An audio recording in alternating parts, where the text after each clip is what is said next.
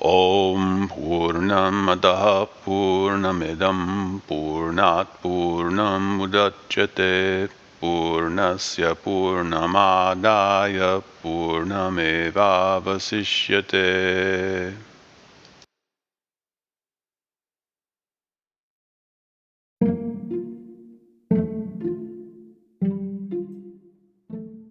Namaste. Today is October 14th, and today I want to talk about importance of Sanskrit, importance of the Sanskrit language, especially for Ayurveda practitioner. I had given an assignment to some of our students, and some of them wrote just beautiful essays in Sanskrit. So I'm just going to take a little bit of what my students said, and I'm going to read it verbatim. For example, one of my students says, Sanskrit is the language of gods, of devatas. So in Christian mythology, they use the word angels. We do not use the word angels in Hindus and in Vedic culture. We use the word demigods or devas or devatas. Basically, it's a language spoken by higher beings, and it's one of the oldest languages that is known. It's also like a almost like a code word coding, because it can have one line of Sanskrit can be translated into two, three, four passages. It's very rich and compressed in meaning, and it's very hard to do an equivalent translation in depth of Sanskrit. Modern translations may give a literal meaning, which may not quite be correct, because Sanskrit has a lot of nuanced meaning. I'm not talking about conversational Sanskrit. I'm talking especially when you have Sanskrit verses, they add, it's almost like compressed information. A shloka or a sutra in a verse is it has a meter, it has a way that it is spoken. It's a poetic form of the language, and everything is either long or called dirgha, or short or called laghu. So the learning Sanskrit language, especially for Ayurveda practitioners and Ayurveda counselors, allows the student of Ayurveda to kind of embrace Sanskrit from um, embrace the teachings from the true source, and there is no one translating in between. It is said that if you're listening to Sanskrit and you're a student of Ayurveda or you're a student of yoga or listening to Sanskrit, or even if you're not a student of anything and you're listening to Sanskrit, what happens is the because it's Devanagari. What is Deva? The script or the lipi of Sanskrit is Devanagari. The same script is used in Hindi. Now, Devanagari literally is the language that is spoken with the Devas. It is imbued with divine sounds. Even to say something like Om, Kakha Gagha, Tatha Dadha, it's imbued. Sanskrit itself is imbued with this special sound, special power as well. So, what happens is when you're listening to these verses, they are a source of kind of nourishment, they're a source of fullness, they're a source of kind of unfolding this code language that lets you absorb and unfold the knowledge of Ayurveda inside. It has this high divine vibration. It kind of touches you and unlocks the knowledge in a metaphysical way. This is how I like to think of it. I like to think of it, for example, if you have a treasure chest, and the treasure chest can only be opened with a lock. The Sanskrit verses is the key that opens the lock of that Vedic knowledge. Um, and the way that it's arranged, the way the verses are arranged, and especially in referring to Ashtanga Hridayam, it's in a poetic form. I mentioned there are these meters. There's quite a few rhyme and meters in Sanskrit language.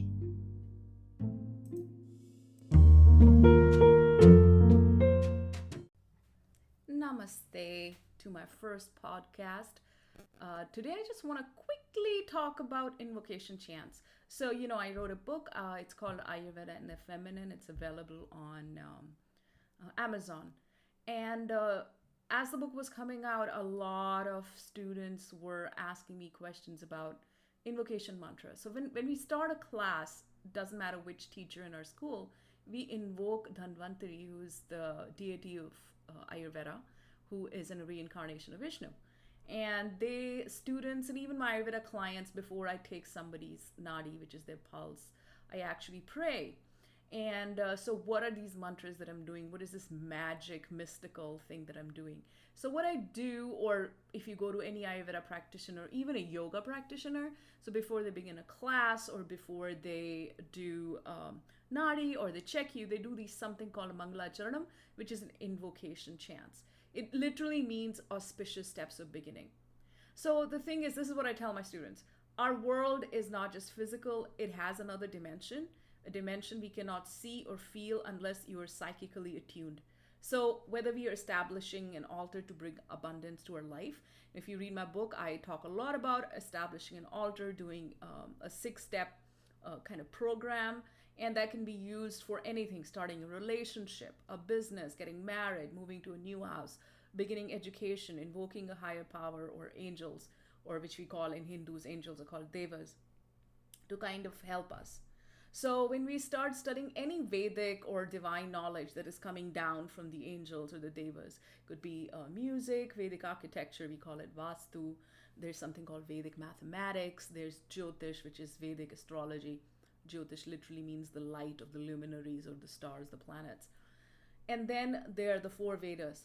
So all of this knowledge is not just, if you wanted to be a doctor, you can't just read medical books and become a doctor. You need to go to a school. So even for this divine knowledge like Ayurveda, which is a system of medicine from India, you need to accept a lineage and teachers. So it's not just about, oh, I'm going to find a school and just study. You have to find a lineage. The teacher themselves should have a guru who had a guru who had a guru, and the kind of it's a flowing. We call in Sanskrit the word is parampara. So studying Ayurveda is not like going to school for like a regular subject and you're taking notes and you're memorizing, you're looking at slideshow, and then you regurgitate all that information you crammed in an exam, and voila, you get a certificate and you're a practitioner. No, sir, it is more complicated than that. So Ayurvedic knowledge has to be heard. You must sit with what we call a Vaidya or your teacher, and in person you must observe them. In my college, we call it internship. You are observing, and then they are observing you as well, and they're guiding you. And you must open your heart to this knowledge. You must open your heart to the flow of knowledge that is coming from the divine and flowing to you. And then you also have to digest this knowledge. The students will tell you sometimes after 4 or 5 hour session, they are completely, we ask them, so any questions? Absolute silence. What happened? Well, there was so much knowledge that was given that they have to now digest it. So we don't really, except for the internship, our classes are shorter and they're kind of very comprehensive and information dense. And then we discuss that, over a period of a week or so in the discussion forums, and we discuss that in the WhatsApp groups and so on. So let's go and very quickly do the mantra of Saraswati. So Saraswati is a goddess of learning. So whenever we do any kind of new learning, we have to invoke the angel of learning or goddess of learning. We call her Saraswati. So in Ayurveda, I ask goddess learning to help us, all of us, begin our journey of Ayurveda. Every time I have a new group, I am beginning this journey of Ayurveda with the students. We invoke Ganesha. Ganesha is the elephant god. He removes obstacles, not just monetary, but also there can be so many obstacles, maybe financial, maybe technical. My God, we use Zoom. Something can happen. We use the internet. We're doing a lot of online classes as well. And last but not the least, we invoke Lord Dhanvantari, the deity of Ayurveda. And some of the mantras that we use are, I have listed some of them that I've used in my book, Ayurveda and the Feminine. Narayanam namaskrityam naram chaiva narottamam devim saraswatim vyasam tato jayamudiriyet. What it means? It means Narayanam namaskritya. This means that namas as in namaskar or namaste, very, it has become a yoga thing. Namaste. So this namaste means to give kind of respectful obeisances and to the divine. And the name of the divine is Narayana. Nara Narayana Rishi, who were like the topmost sages, and Mother Saraswati, goddess of learning, and the person who manifested all the four Vedas, Srila Vyasadeva. And then, of course, the Dhanvantari, who is the Lord, the deity controlling Ayurveda, we also give our pranams, our namaskar to him. We say, Namami Dhanvantarimadhidevam Sura Surehi Vandita Padapadmam Loke Jararok Bhaimrityunasham Dhataramisham Vividaushadhinam. So we are telling, oh Narayana or Vishnu, you have manifested as Lord Dhanvantari. You are the presiding deity of Ayurveda, healing, and all healing herbs. So Dhanvantari, he's got four hands. He's carrying a pot of healing herbs in one hand, and he has all these healing things in his four hands. And through this mantra, we are asking them, we are invoking, please come here, please give me your blessing. Please, whatever medicine that I'm using, an Ayurvedic medicine, let that help me become a medium to the community. He is the original Vaidya. We are nothing. And the knowledge is flowing through him. We are the servant. We are a humble servant.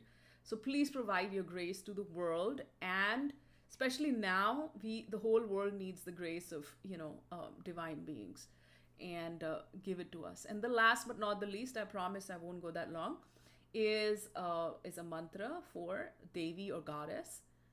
Sarva Mangal Mangalle Shive Sarvartha Sadhike Sharanye Trambake Gauri Narayani Namostute.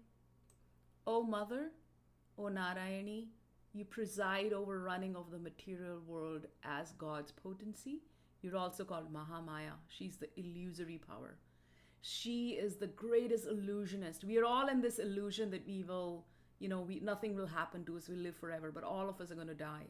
So this goddess, this Narayani, this Durga, she's called Mahamaya. She's also called a Yogamaya. She's the goddess of mysticism and illusion. She's the giver of devotion. So in this mantra, we're asking her to give Shakti and devotion.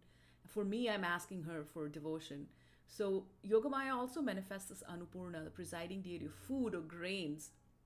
And last but not the least, she also manifests as Shitala Devi, who is the destroyer of disease and protector of small children. Interestingly, she holds a pot of herbs in one hand and a broom in another. So, similar to what the Wiccans worship as well. All right, that was the end of my first podcast. I hope you enjoyed it. Om Shantihi, Shantihi, Shantihi.